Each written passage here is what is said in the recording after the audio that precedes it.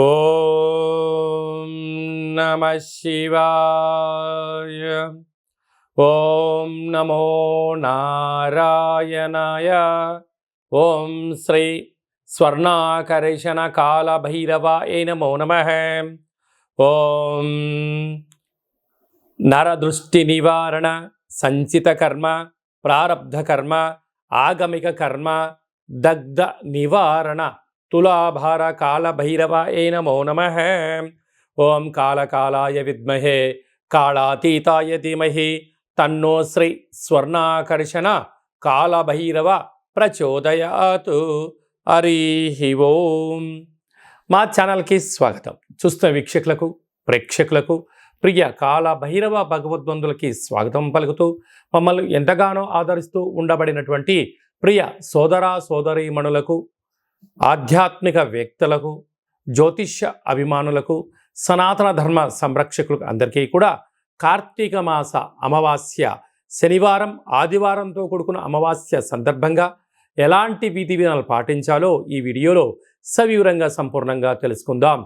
16/11/2024 నుండి 30/11/2024 వరకు పుట్టినటువంటి వారందరికీ కూడా ముందస్తుగా జన్మదిన శుభాకాంక్షలు. గతంలో వివాహం చేసుకున్న వారికి వివాహ వార్షికోత్సవ శుభాకాంక్షలు. ప్రధానంగా మీరు ఈ వీడియో చూస్తున్నారు అన్నట్లయితేనే ఆ కాళభైరవ స్వామికి ఆజ్ఞ ఆశీస్సులు మీపైన ఉన్నాయని చెప్పి గమనించాలి. వీడియో ప్రారంభం నుంచి చివరి దాకా విన్నట్లయితే మీ అష్ట కష్టాలన్నీ కూడా తొలగిపోయి ఐశ్వర్యానికి స్వాగతం పలుకుతారు అని చెప్పి కూడా గమనించాలి.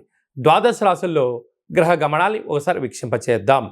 వృషభ రాశిలో గురుచంద్రుల కలయిక గజకేసరి యోగంతో ప్రారంభమవడం, కర్కాటక రాశిలో కుజభగవానుడు నీచభంగ సంచార స్థితి, కన్యరాశిలో కేతు సంచార స్థితి, వృశ్చిక రాశిలో రవి బుధ సంచార స్థితి, బుధాదిత్య రాజయోగము, ధనుసు రాశిలో శుక్ర భగవానుడు సంచార స్థితి, కుంభరాశిలో శని భగవానుడు వక్రగమన స్వక్షేత్ర సంచార స్థితి, మీనరాశిలో రాహు సంచార స్థితితో ద్వాదశ రాశుల్లో గ్రహ గమనాలు ఈ విధంగా ఉన్నాయి. ధనుసు రాశి వారు కార్తీక మాస బహుళాష్టమి శనివారం ఆదివారం అమావాస్యతో కూడుకున్నటువంటి రోజున ఎలాంటి విధి విధానం పాటించడం వలన యోగం వీరి సొంతమవుతుందో, దురదృష్టం ఎలా దూరం అయిపోతుందో, సకల కర్మలు ఎలా నివారించబడతాయో ఈ వీడియోలో సవివరంగా సంపూర్ణంగా తెలుసుకుందాం. ధనుసు రాశిలో ఏ నక్షత్రాలు వస్తాయిగా? మూలా నక్షత్రంలోని 4 పాదాలు, పూర్వాషాఢ నక్షత్రంలోని 4 పాదాలు, ఉత్తరాషాఢ నక్షత్రంలోని 1 పాదం కలిపితే ధనుసు రాశి. చాలామందికి పుట్టినటువంటి కాల సమయంలో డేటా ఆఫ్ బర్త్లో లేనటువంటి కారణం వలన పేరు యొక్క మొదటి అక్షరాన్ని అనుసరిస్తూ ఆ రాశిని తెలుసుకునే ప్రయత్నం చేద్దాం. ఏ, యో, బా, బి, బు, ధ, బా, డ, బే అక్షరాల వారందరూ కూడా ధనుసు రాశి జాతకులు. ధనుసు రాశి యొక్క అధిపతి దేవగురు బృహస్పతి. రాశిలోనే శుక్రుడు సంచారం చేయడం వలన నూతన వస్త్రాలు, బంగారు ఆభరణాలు, క్రయ విక్రయాలు, నూతనమైనటువంటి ల్యాప్టాప్లు, ఫోన్లు, విలాసవంతమైన వస్తువులు, గృహంలో ఉపయోగపడే వస్తువుల్ని కొనుగోలు చేయడంలో అందమైన ఆనందకరమైన ఆరోగ్యకరమైన జీవితానికి స్వాగతం పలకబోతున్నారని చెప్పి గమనించాలి. తృతీయంలో శని భగవానుడు సంచారం చేయడం వలన మిత్రులతో, సహచరులతో, పై అధికారులతో, కింద స్థాయి ఉద్యోగస్తులతో, తల్లిదండ్రులతో, అక్కా చెల్లెలతో వీలైనంత వరకు శత్రుత్వం పనికిరాదు అని చెప్పి గమనించాలి.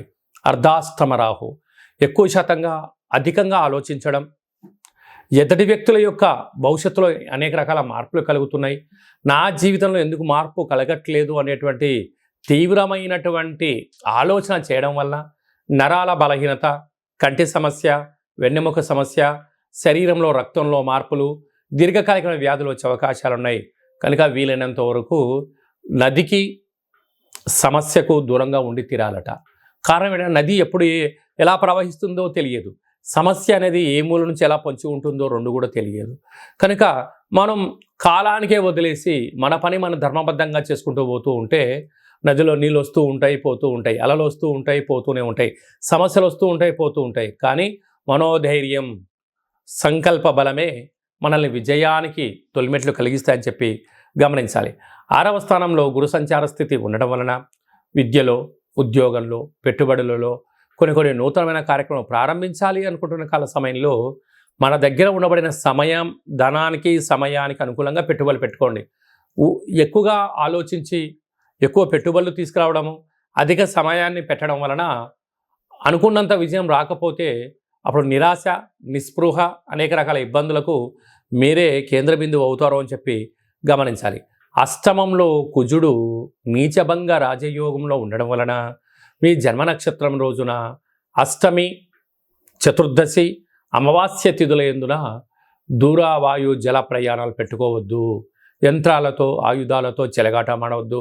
మాటలు మాట్లాడేటప్పుడు ఓపిక, పట్టుదల, సహనం అవసరం అని చెప్పి మీరు గుర్తుపెట్టుకోగలగాలి.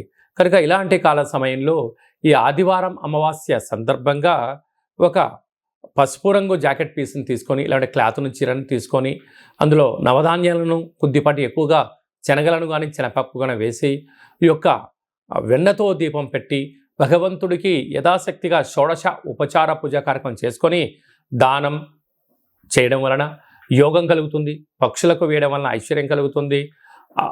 నదిలో కలపడం వలన ఆనందం ధనుసు రాశి వారి సొంతం అవుతుందని చెప్పి గమనించాలి.